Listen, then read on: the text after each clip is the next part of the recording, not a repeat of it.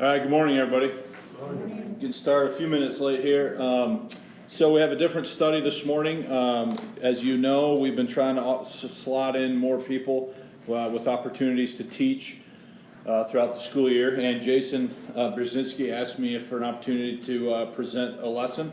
And so that's what we're going to have today. So those of you that are watching online, we are live streaming this. Jason, just so you know, the mic is in this. Okay. So try not to mess with the iPad. I won't mess Next Sunday we'll resume the normal study. But Jason, I don't want to take up any of your time. So if you want to come on up and get started, Sure. Appreciate you doing the study. Not a problem.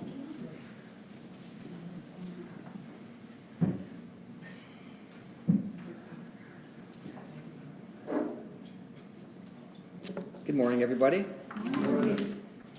Let me open with a word of prayer, okay?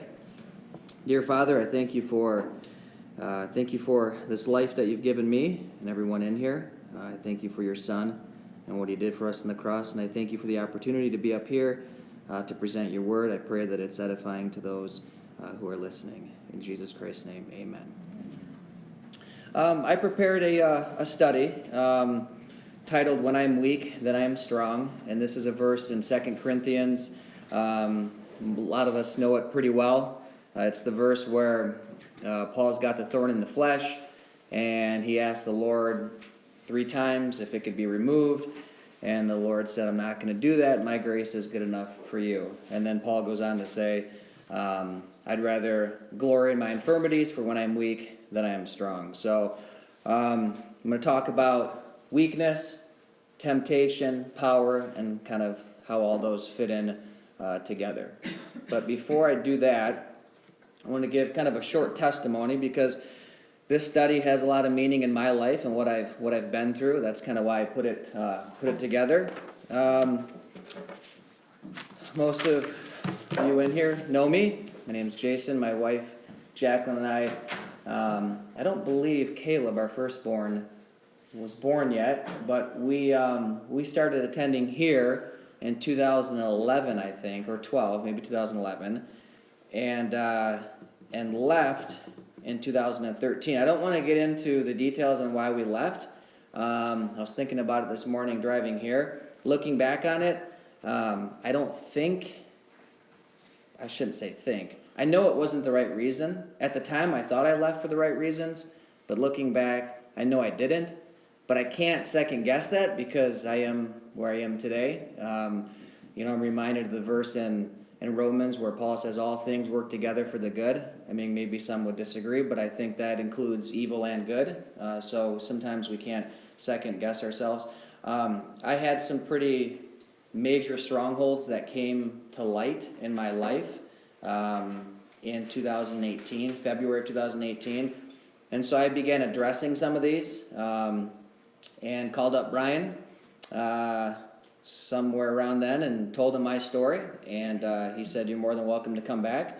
And so we returned in 2018 and started learning about the brain stuff, more of the practical side of the word. And that practical side of the word began to slowly open up to me in my life. Slowly. It's just now beginning to open up. I feel like I've gone back and I'm like in infancy stage again, and I'm learning how to crawl, and now I need to know how to walk and so forth. During my absence from Grace Life, it was like 5 years, I was in the Word quite a bit. I mean, I was in the Word doctrinally. I knew the practical side of the Word, but I didn't experience it in my life, and I think there's a big difference there. I knew it was all over Paul's letters, but it had to take a major event in my life for me to actually realize it and sort of experience it. And I think those are 2 entirely different things. I'll talk about this verse, but I think in Philippians where Paul says he wanted to know the power of Christ's resurrection and the fellowship of his sufferings, I think that's kind of experiential in his life, not just knowing it as a simple fact. This study sort of came about.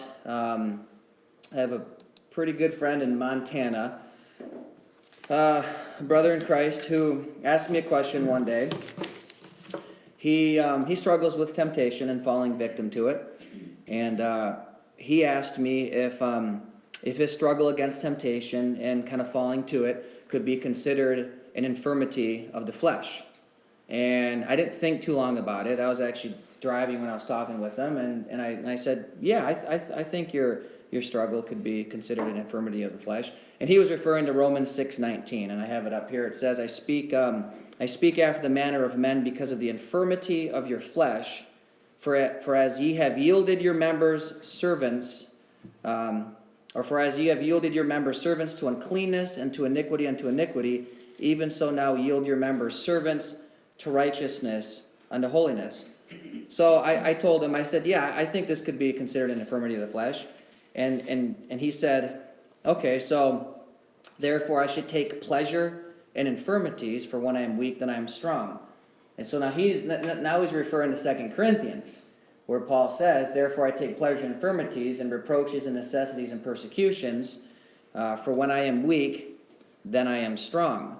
And so now I kind of had to think about this. I mean, is that the life that Christ wants us to live? If we do fall to temptation, is that considered a weakness? Is that what Paul was talking about when he said, for when I am weak, then I am strong? I mean, we will from time to time fall, and our walk's not going to be worthy all the time. So I had to rethink this. And I kind of asked myself this question: does giving in to temptation really make us weak? I believe I asked Brian about it at church, about the infirmity of the flesh. Could this be considered an infirmity of the flesh? Could my struggles in my life be considered an infirmity of the flesh? And he said, I believe you said, Brian, that well, our flesh is weak. I think you said that. I think you said our flesh is weak. Not that our flesh has infirmities, but our flesh itself is weak. And so now, after having gone through the study, part of me thinks it seems kind of obvious that this is the case, but then again, it really doesn't. So this study is going to be my personal thoughts on what this verse means. Go to the next slide here. So let's read 2 Corinthians 12:10 in context. And when I say context, I mean just a couple of the preceding verses. I'll start in 2 Corinthians verse 7. You're more than welcome to turn to it, but most of the verses in this study today I will have up on the slide to make it a little bit easier.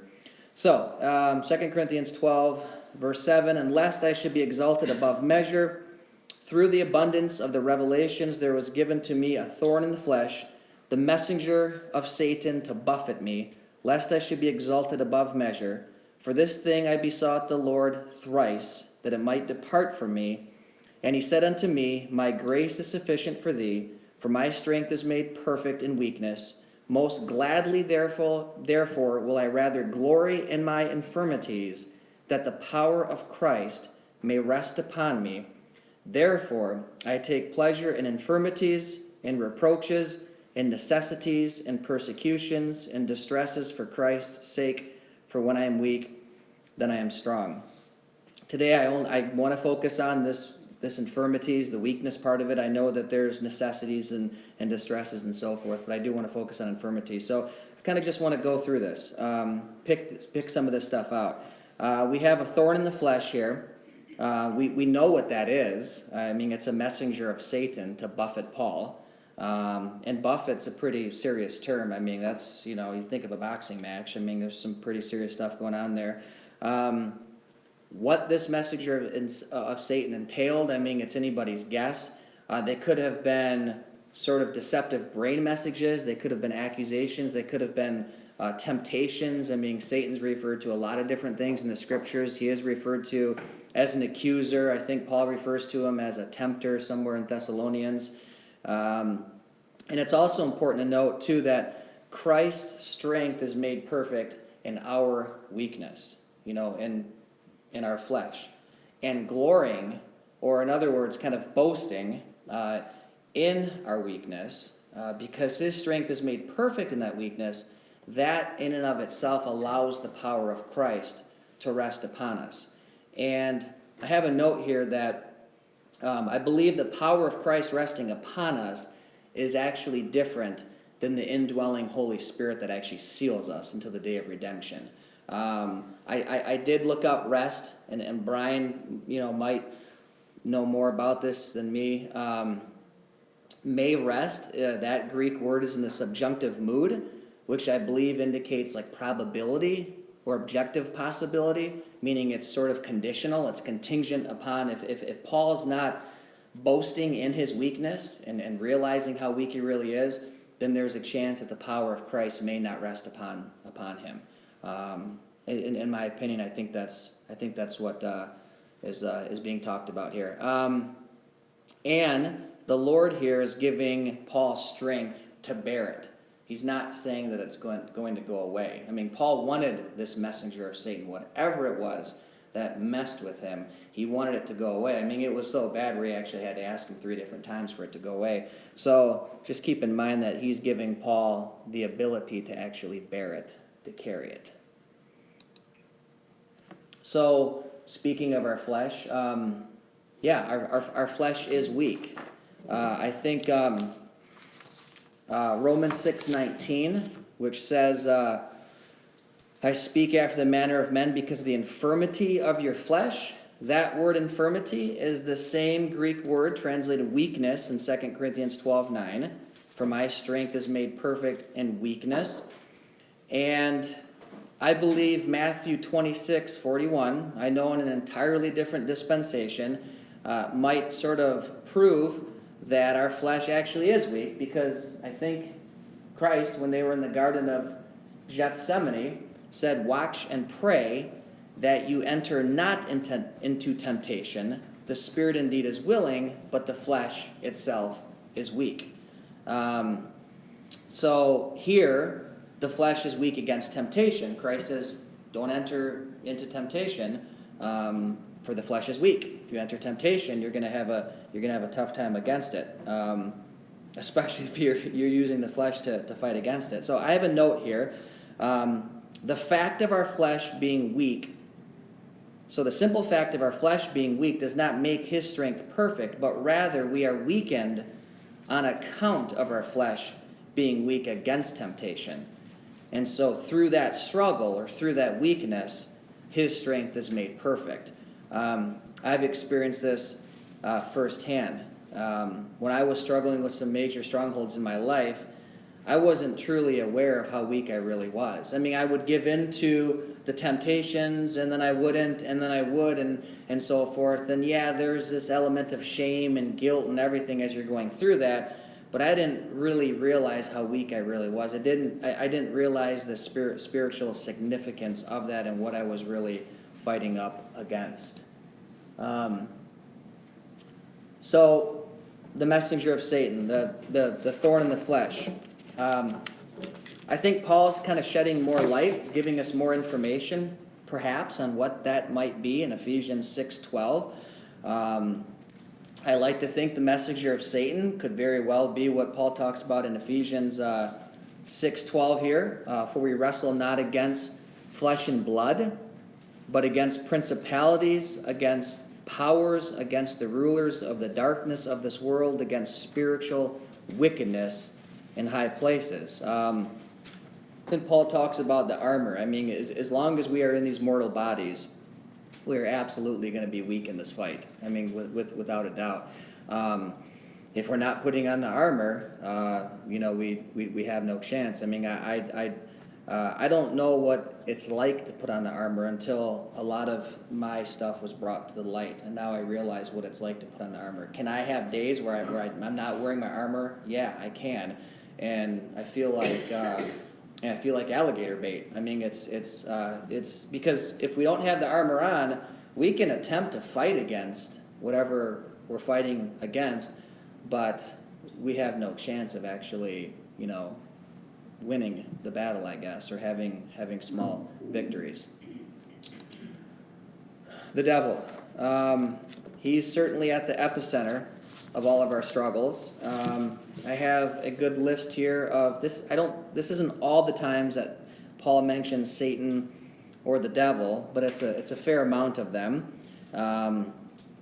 There's a verse in 2 Corinthians 10:5 that I believe has every reference to Satan, if there ever was a verse, casting down imaginations and every high thing that exalteth itself against the knowledge of God, and bringing into captivity every thought to the obedience of Christ. Now, certainly we can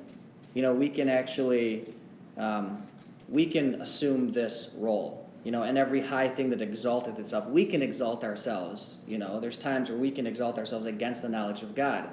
I think the first to do this was Satan himself, or Lucifer, I should say. In Isaiah 14, verses 12 through 14, it says, "How art thou fallen from heaven, O Lucifer, son of the morning? How art thou cut down to the ground, which didst weaken the nations? For thou hast said in thine heart, I will ascend into heaven. I will exalt my throne." So here's the exalting right here against the knowledge of God. "I will exalt my throne above the stars of God. I will sit also upon the mount of the congregation in the sides of the north. I will ascend above the heights of the clouds. I will be like the Most High." Satan is referred to as the god of this world, or the god of this age. In 2 Corinthians 4:4, he's the prince and the power of the air. In Ephesians, he's the prince of this world in John 14:30. And I believe all this has to do with what 1 John says. "For all that is in the world, the lust of the flesh, the lust of the eyes, and the pride of life is not of the Father, but of the world." So if all these things are of the world, lust of the eyes, lust of the flesh, pride of life, and it's of the world, and Satan is the god of this world, well, so that's he's sort of, sin originated with Satan, and therefore this is why Paul has a lot to say about this. First verse up there, lest Satan should get an advantage of us. 2 Corinthians 11:14, "For Satan himself is transformed into an angel of light." Satan hindered us in 1 Thessalonians. For some are already turned aside after Satan. In Ephesians, neither give place to the devil. And then, of course, we've got the armor here. And then there's a couple mentions about being caught in the snare of the devil. Once in 1 Timothy and another in 2 Timothy. So he's no doubt at the epicenter of many of our struggles. So the battleground, what we're really fighting against. I believe this is where Satan wages his war in our minds. I've got a little screenshot here of a picture of a brain. This is kind of neuroplasticity 101. Old pathways versus new pathways and so forth. I've got a few verses on the slide up there that talk about our mind. And I believe the mind is here in our brain where our faculty of thinking takes place. Romans 12:2, "And be not conformed to this world, but be transformed by the renewing of your mind." Ephesians 4:23 says, "And be renewed in the spirit of your mind." And then in Colossians 3:12, in the King James, the translation says affection, but the Revised says mind, so I use that. Could be the same thing. Set your affection or set your minds on things above, not on things that are on the earth or things that are of this world. So we definitely have we've got sort of this new law and this old law taking place throughout the course of our walk. Romans 7:23.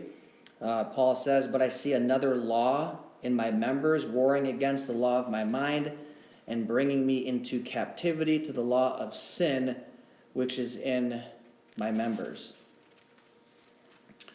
So, certainly the battleground takes place in our minds. I've got a video here that I want to play. Let me turn this on really quick here.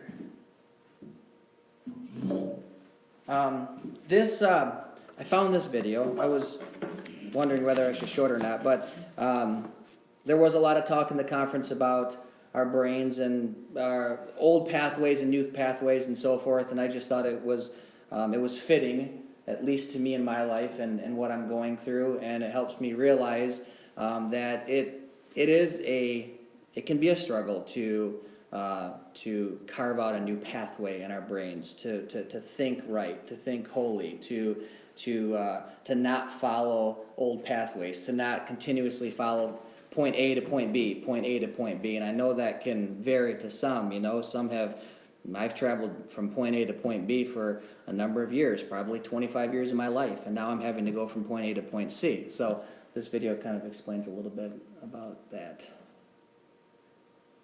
Move the mouse all the way to the, there you Okay. Not so long ago, many scientists believed that the brain did not change after childhood, that it was hardwired and fixed by the time we became adults. But recent advances in only the last decade now tell us that this is simply not true. The brain can and does change throughout our lives. It is adaptable, like plastic. Hence, neuroscientists call this neuroplasticity. How does neuroplasticity work? If you think of your brain as a dynamic, connected power grid, there are billions of pathways or roads lighting up every time you think, feel, or do something. Some of these roads are well-travelled. These are our habits, our established ways of thinking, feeling, and doing. Every time we think in a certain way, practice a particular task, or feel a specific emotion, we strengthen this road. It becomes easier for our brains to travel this pathway. Say we think about something differently, learn a new task, or choose a different emotion. We start carving out a new road. If we keep travelling that road, our brains begin to use this pathway more, and this new way of thinking, feeling, or doing becomes second nature. The old pathway gets used less and weakens. This process of rewiring your brain by forming new connections and weakening old ones is neuroplasticity in action. The good news is that we all have the ability to learn and change by rewiring our brains.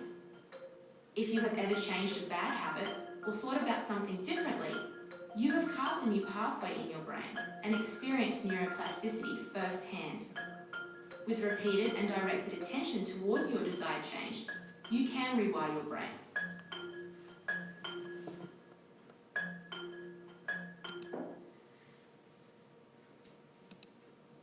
Okay, so I believe that's common to man in general. Neuroplasticity. I mean, the difference between, I believe, a saved person and one who is lost is a saved man has the potential to understand the spiritual significance behind it, and it's not just a scientific thing. But yeah, every human being is capable of. There's people who aren't saved, who are trapped in addictions, who actually get themselves out of it by rewiring new pathways in their brain.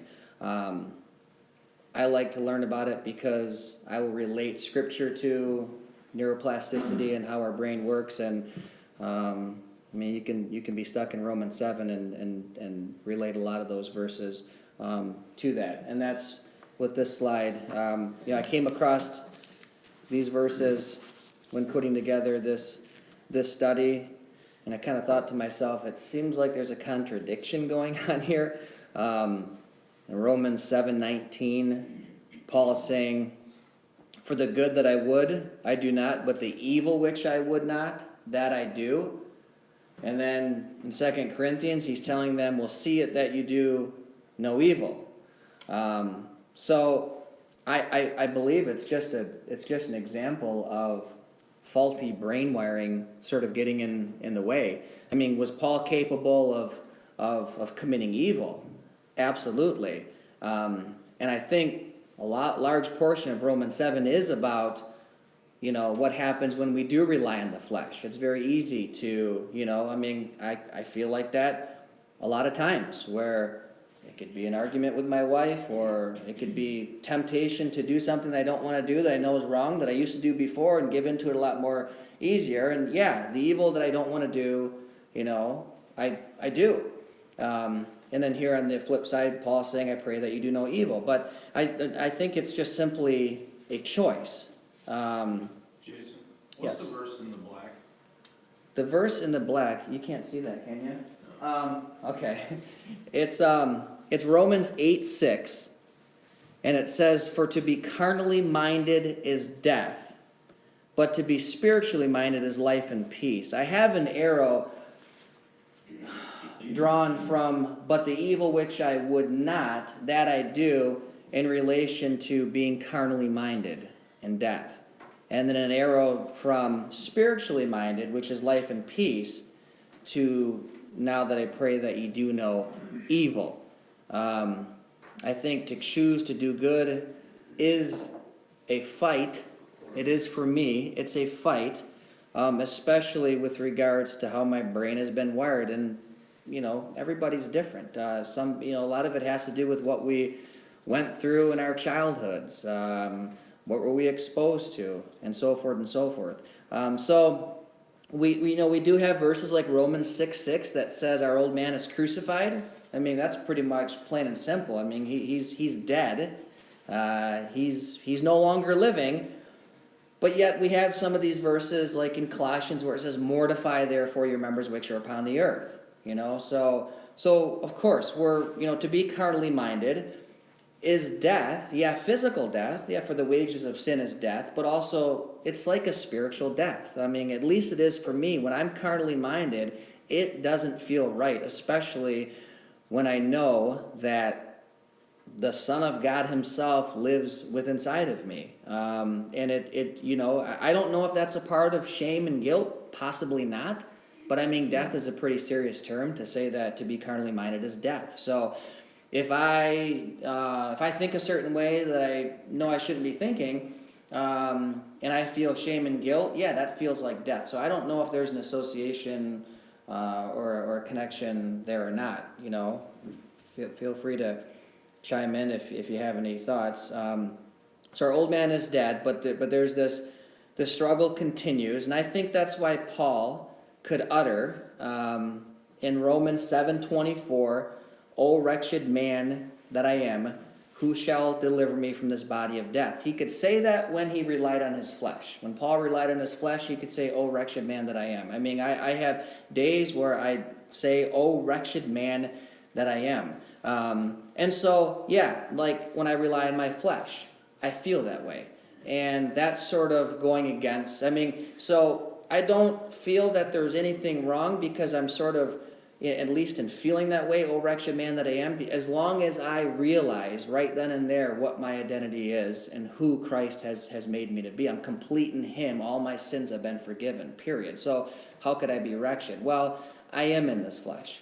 It is weak. I do have to battle against it on a continuous basis. Sorry about that not showing up. Shows up on my computer screen okay. So, next slide here. Yes, many of our choices can be explained through neuroplasticity. I mentioned we've got old pathways and new pathways. I don't know a whole lot about scientifically how that all works, but I take a lot of people's word for it. Traveling down an old pathway could certainly be, when we're following after evil, which we're commanded not to. But sorry, Paul said it, and we're capable of doing it too. And this is just plain and simple traveling down an old pathway.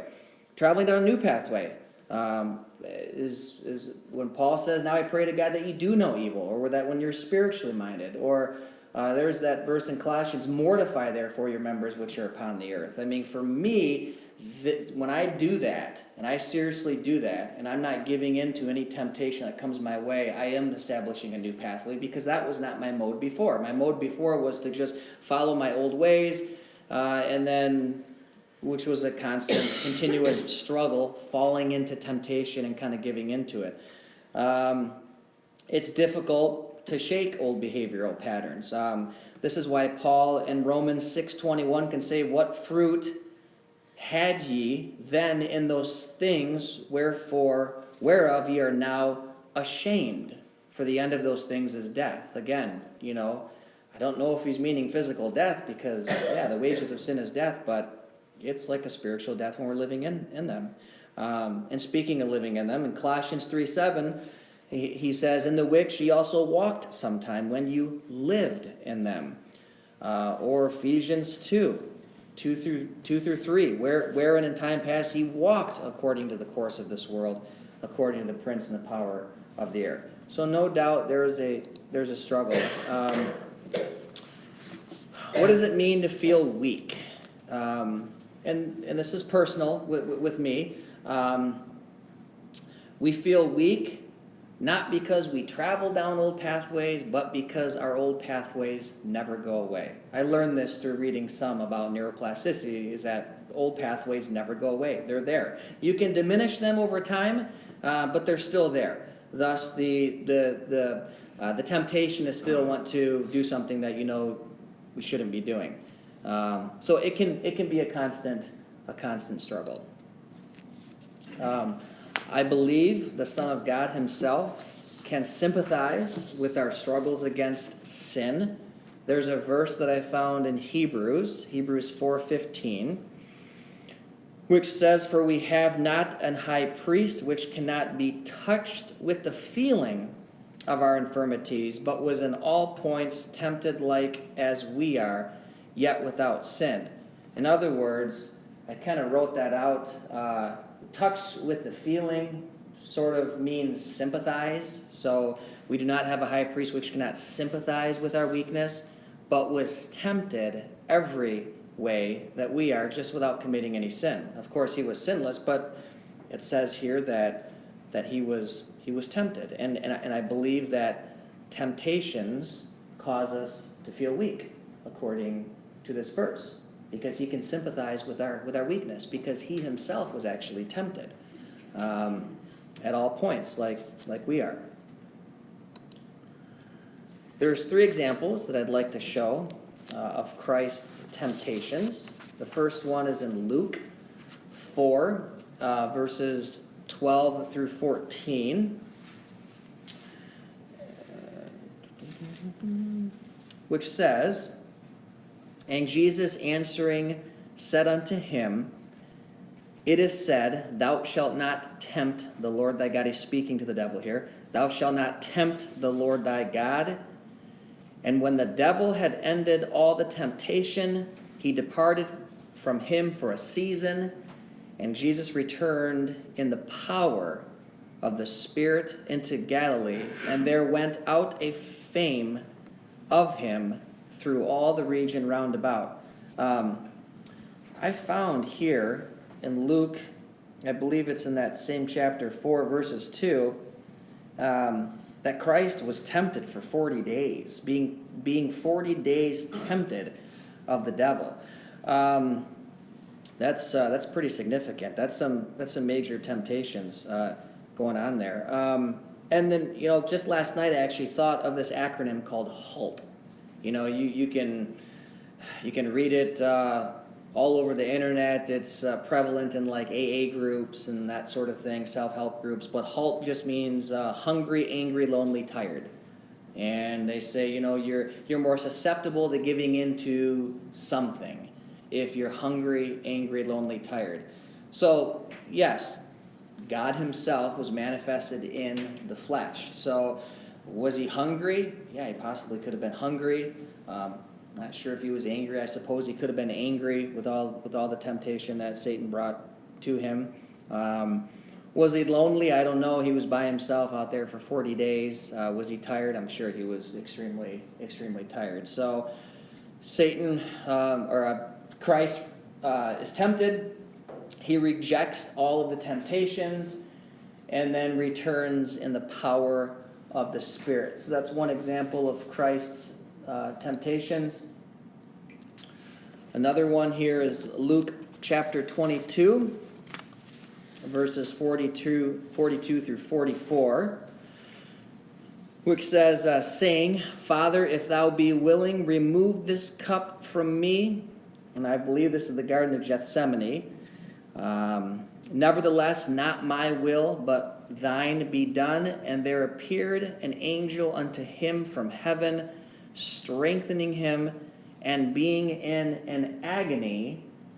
And that's kind of an important word that I'll get to in a second here. But being in agony, he prayed more earnestly, and his sweat was as it were great drops of blood falling down to the ground. So here Christ is praying to the Father.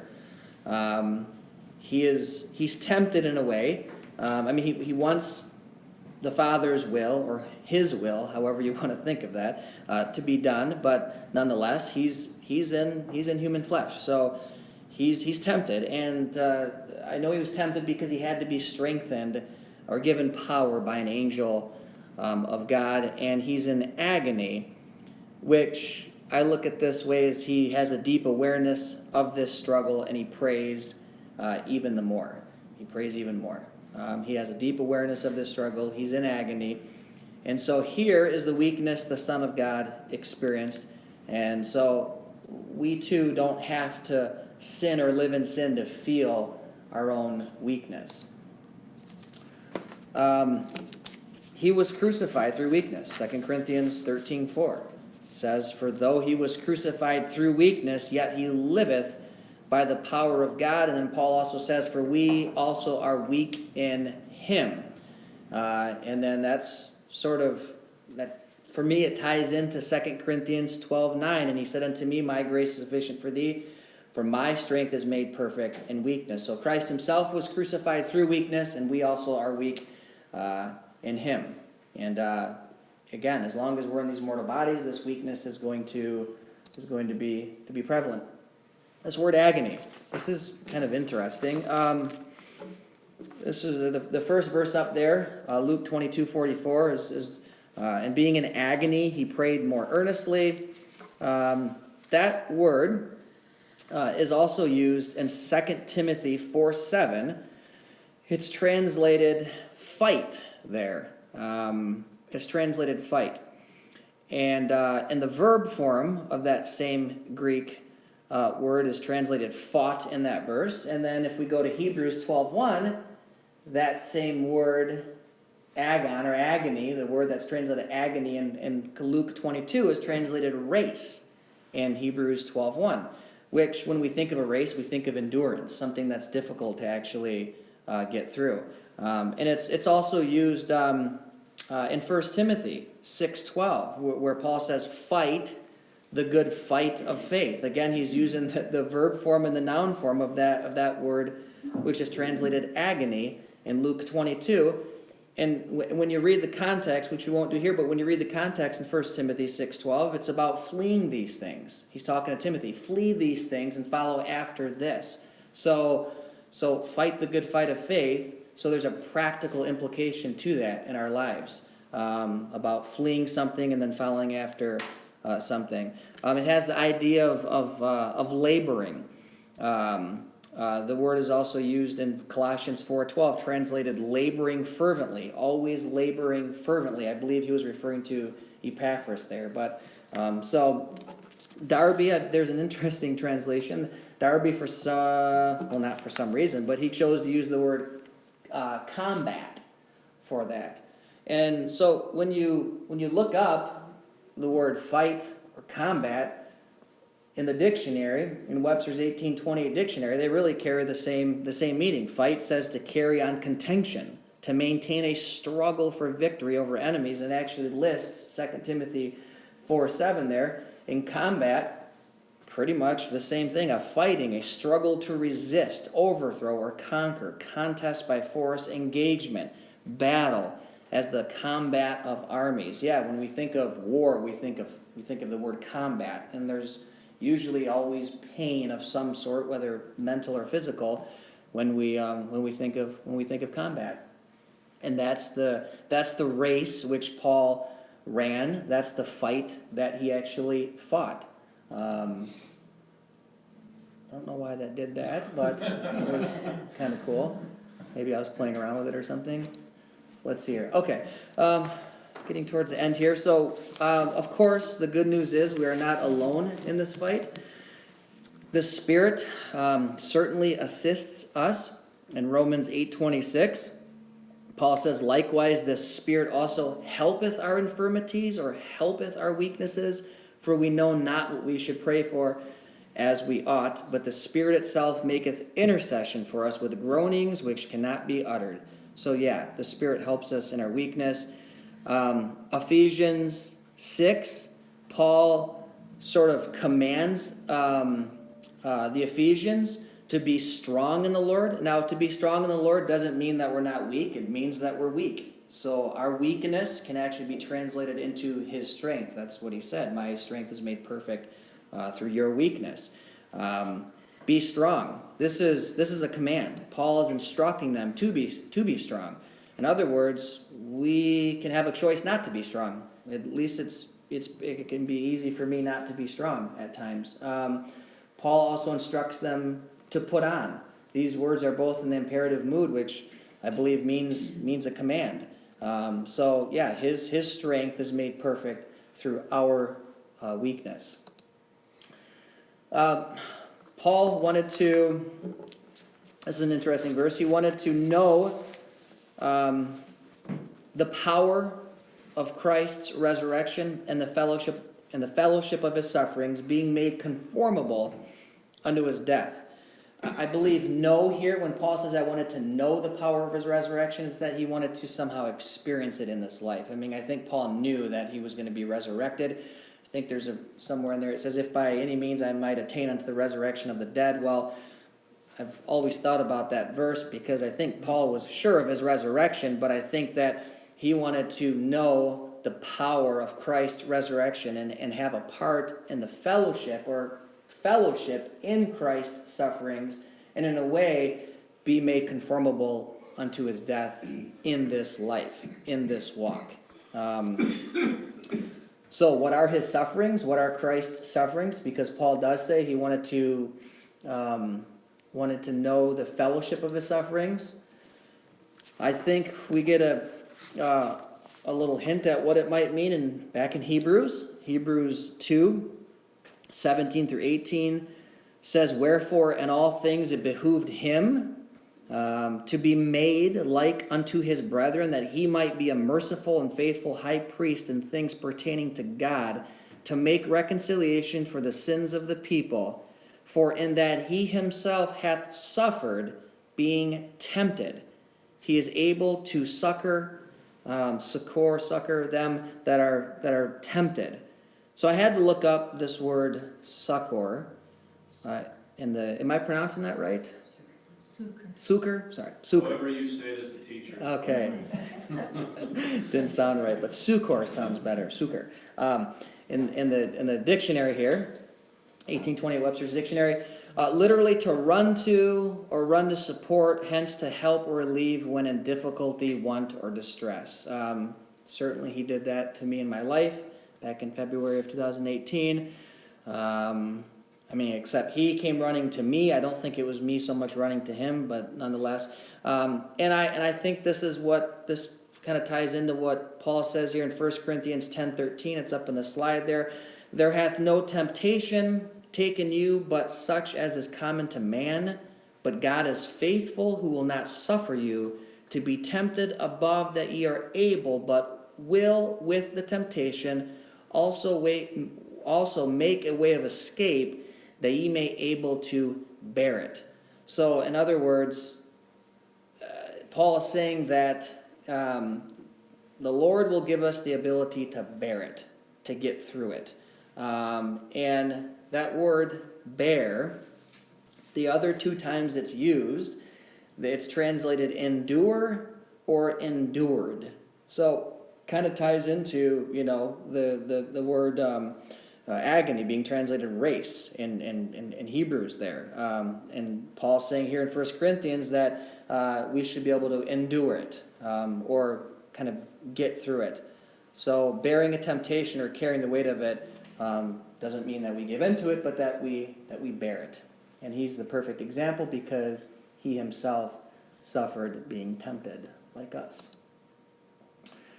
I kind of covered this here on this slide. Again, the fellowship of his sufferings being related to that he himself hath suffered being tempted. and that the conformable into his death, if we're made conformable to his death, we can be, because he himself was also crucified through weakness. And then an important aspect of this is prayer is pretty vital. I'm learning how to pray. I think prayer is it's individual to everybody. There's not an answer, this is how you should pray sort of thing. But I took it upon myself to kind of look up each time that Paul is actually, sometimes when I'm reading through Paul's letters, I don't realize that I'm reading through a prayer of his, but it's a prayer, if you just look closely. So there's quite a bit of them.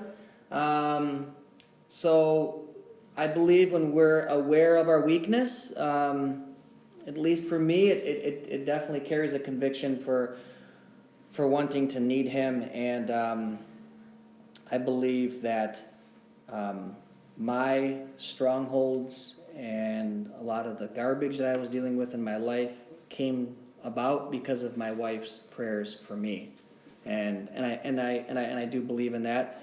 Like I said, I didn't come running to him; he came running to me. However that all works out, but Paul says, "Pray without ceasing." That's a command. I mean, we should do that.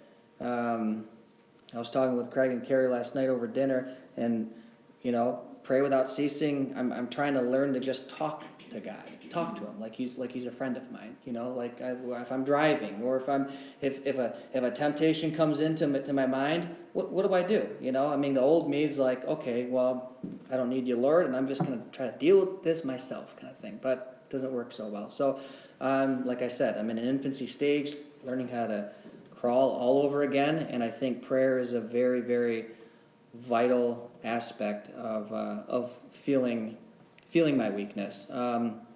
In Romans 1:9, Paul says, "For God is my witness, whom I serve with my spirit in the gospel of his Son, that without ceasing," here's the without ceasing, "I make mention of you always in my prayers." So again, even praying for other people, how important is that? So hopefully that made some sense to you. It's kind of maybe a hodgepodge of things that I put together, but hopefully it made some sense, and appreciate your attention. So, Thank you, Jason. yeah, you're welcome. You taking questions? Yeah, any questions? I'll take questions. If somebody has any questions or comment, yeah, absolutely.